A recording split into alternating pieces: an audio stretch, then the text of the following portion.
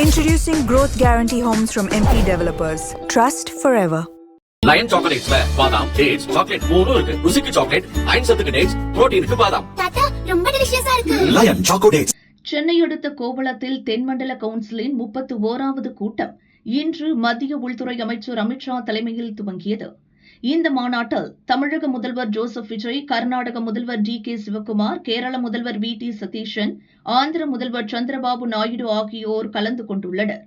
தெலுங்கானா முதல்வர் ரேவந்த் ரெட்டி வெளிநாட்டு பயணம் மேற்கொள்வதால் அந்த மாநிலத்தின் சார்பில் துணை முதல்வர் மல்லுப்பட்டி விக்ரமார்கா பங்கேற்றுள்ளார்.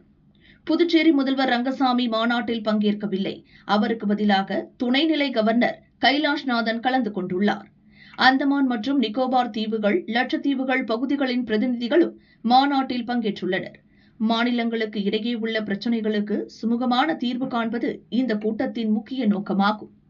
இதில் காவிரி நீர் பங்கீடு, மேகதாது அணை, முல்லை பெரியாறு அணை உள்ளிட்ட நதிநீர் தொடர்பான பிரச்சினைகள் குறித்து விவாதிக்கப்படும் என எதிர்பார்க்கப்படுகிறது.